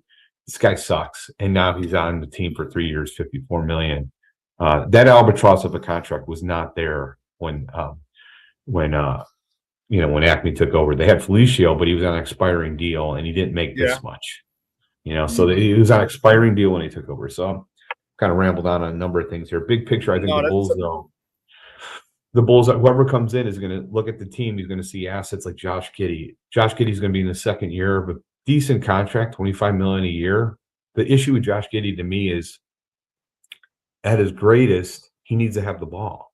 He needs to be kind of like the focus, a high usage guy. And if a guy comes in who's better than him, and my opinion is if he's that guy, if he's the number one guy in terms of usage and dominating the ball, I don't think your ceiling is a title. And then if somebody comes in who's better, like in Oklahoma City, SGA came in and became that guy, he suddenly loses his effectiveness as a basketball player because he's not great off ball and he sucks defensively. So, whoever comes in might look at Josh Giddey and say, I wonder, I don't know if he's long-term the best answer here. And they might look to move him. And then what they're going to find is, look at how many teams already have a point guard. Look at how many teams, he doesn't have that much value in terms of trade. Now, Modest does. I think Modest does, but there's a debate there. How good is Modest going to be? Is Modest an all-star? Is going to be an all-star? Is he an A? Is he number 1A? I don't think so. I don't. No. If you look at the real true superstars, the top 10 guys, almost every one made an all-star team by the time they were 21. Derrick Rose, like even in our history, Derrick Rose was an all-star by the time he was 21. He wasn't close to an all-star this year. Now, I do think he does love the game. I think he is going to maximize his talent, and he does understand where his faults are. And I did see improvement. I think he's going to be a good player. I don't know if he's going to be in 1A. I don't think he's going to ever be a top 10 player in the NBA. So he has a ceiling too. You know, Trey Jones, good role player, fine player, not a superstar, not an all-star. This team's bereft of talent. I'm hoping we get a top 4 pick. Otherwise, I would consider doing a lot of insane things potentially. It's up to whoever comes in and makes the decision. Guys, we're joined by Fred Pfeiffer from the host of the Big Red Bus. We're talking Bulls basketball here on Shawn Sierra Sports on Sports Zone Chicago. Talk to me about your thoughts on Michael Reinsdorf coming off saying that if you're not going to consider Billy as your head coach, being our new GM, you're probably not going to be our GM. Was that? Give me your thoughts on that. Well, it was just insanely foolish. First of all, I kind of agree with it, but you don't say it. You don't say it to the public and cause up a firestorm. I kind of agree with his point. Like I personally believe that there is no better candidate to coach this team that's really available. Of course, you could say, you know, Steve Kerr or what you could throw out a bunch of names that are probably better coaches than Billy Donovan. I don't think there's any who are realistically going to be available. You know, Spoelstra, he's not going to leave Miami for the Bulls. It's just not going to happen. He's got like a $7 trillion contract, and he signed it after he got divorced. He ain't leaving Miami. You gonna leave at 305? Hell no. Exactly. So he just caused the controversy he didn't need to have. He could feel that internally. He could bring in people to interview for the job. And then he could tell them specifically, like, we want you to strongly consider Billy Donovan as your head coach. And if not, I'd like to understand who those options are that you think would be better than Billy Donovan. That's the question you ask for people coming in. And you don't need to cause an entire firestorm with the Chicago fan base, because I do understand the idea that is potentially limiting really good candidates. But I also agree with Michael that if you don't think Billy Donovan is a good candidate or a really good person to coach his team, I don't know, like, if that's a great sign of the you know, intelligence of the GM coming in, because he absolutely should be considered. He's an excellent coach. I don't think he was so far from the issue here over the last 6 years. I think he did a lot, getting a lot out of this team, which I think sucks. Shawn, think about it. Who are the best 2 players that we had in the last 6 years? Who are the best 2? Unequivocally, to me, it's an easy answer. In the last 6 years, Zach and DeMar. Zach and DeMar. Well, we did a massive experiment. Guess what? Those 2 guys left the Bulls and they joined the exact same team. And their record, I think the record together in the West is somewhere around 20 in games that they play together, something like 23-48. I looked this up recently. It's horrible. It's horrible. So these are the best 2 guys. Here's an experiment. We put them on another team, and they're terrible. They're a horrible fit together. This is the guys that they threw to Billy Donovan, the 2 best players. King Booker's stupid. Yeah. So you're gonna tell me that Billy's the problem? I think the roster's the problem. You know. So anyhow, my man King Booker said the 2 best players are Benny the Bull and Beer Man Frank. I don't know Beer Man Frank, but he sounds like, I hope he can rebound. I'm sure he can rebound better than Patrick Williams can. So maybe we should look at him at the power forward position. I love it. So yeah, I'm not happy, man. I'm not happy with this. I'm not happy. I agree. Don't say it out loud, even if that is what your thought process. All right, because you literally just had you X'd out a whole bunch of potential quality candidates. Because if you're a quality GM, this is literally now a job for a guy's like, all right, if I can, let me get my foot in the door, stay here for a couple of years before I get fired, and that could just always say I was a GM. You know what I mean? If you're a quality GM, you're going to want to bring your own person in. And no disrespect to Billy, by any stretch. You're going to want to bring your own person in. And I get it.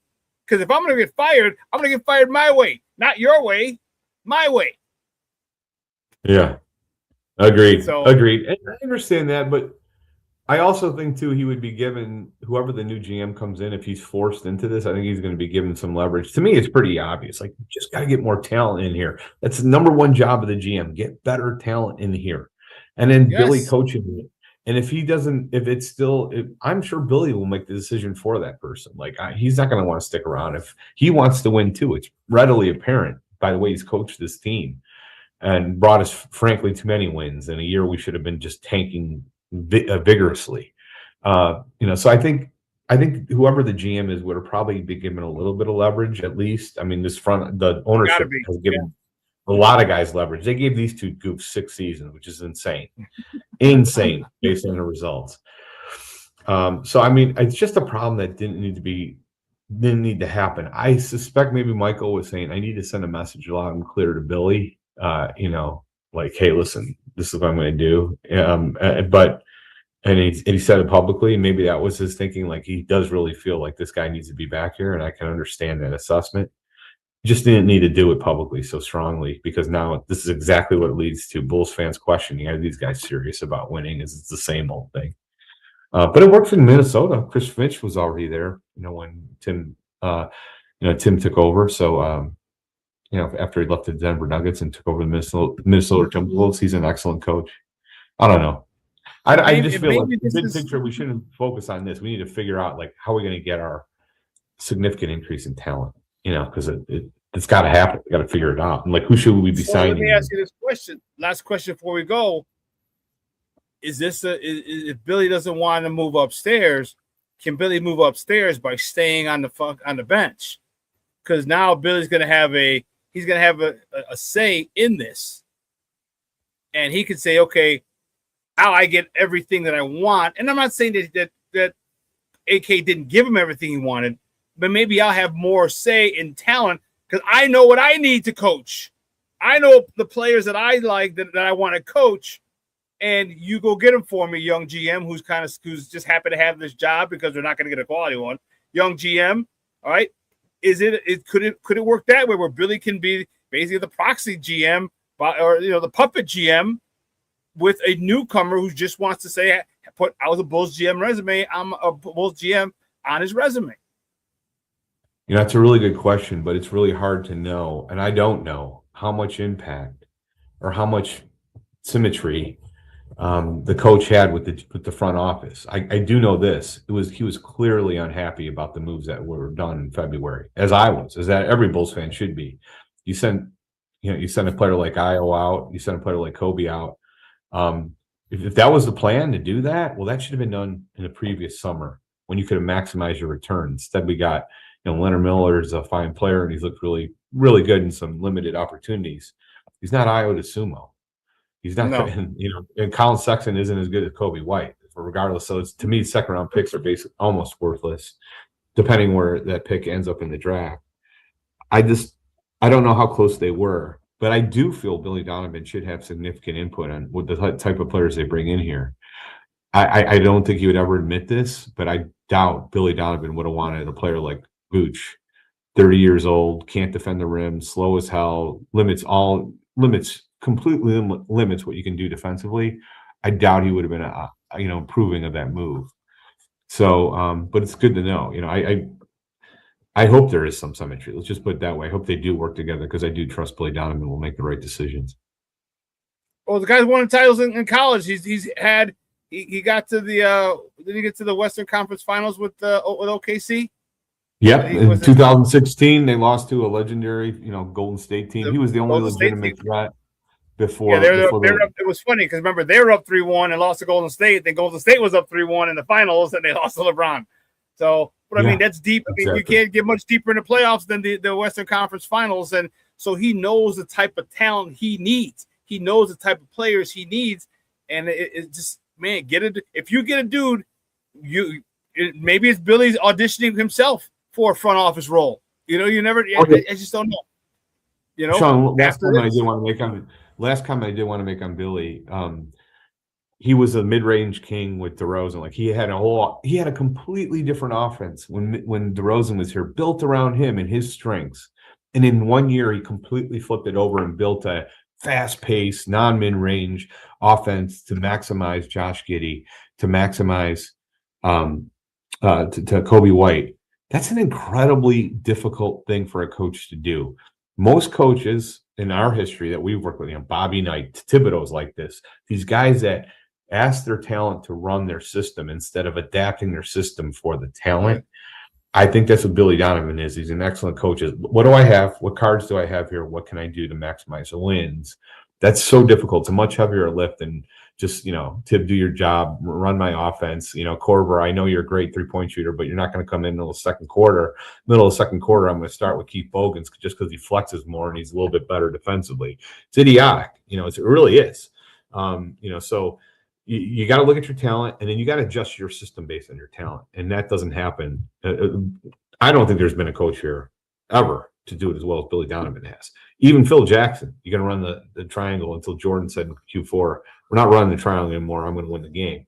That's what happened almost every game.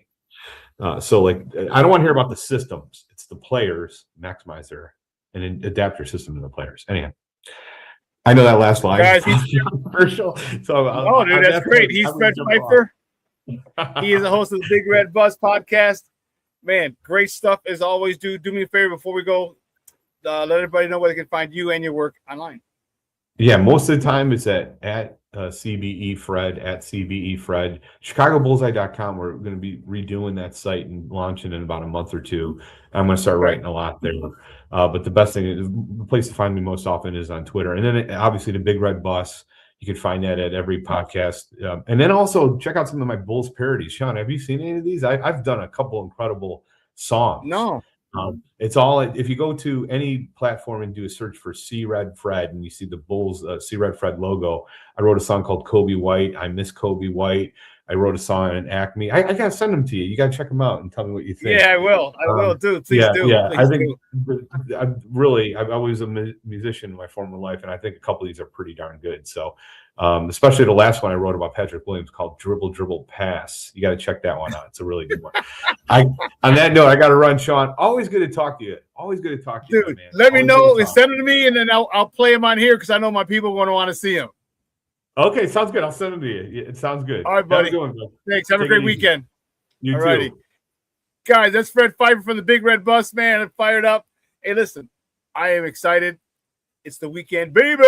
And, man, I like the weekend. All right? It's fun. It's time to relax, recharge your batteries, do some stuff. Chill. You know what I mean? Just chill. Guys, I hope you guys have a phenomenal weekend. Let your loved ones know you love them because tomorrow is promised to no one. Okay? Remember that. Let's say a good friend of mine just lost her dad last week. Man, just enjoy, create memories. That's all I'm gonna tell you. Create memories. And excuse me. On that note, let's not forget. I got a little bit. Yeah. Not forget Sports Zone Chicago swag. Make sure you do that. And also, guys, get your get the tickets to the Chicago's my birthday party. All right. So listen. I'm out of here. Have a phenomenal weekend from everyone here at Sports Zone Chicago. Your boy, the SuperBack, Shawn Sierra, is going to have a good weekend. I hope you have a better one. But your boy is out.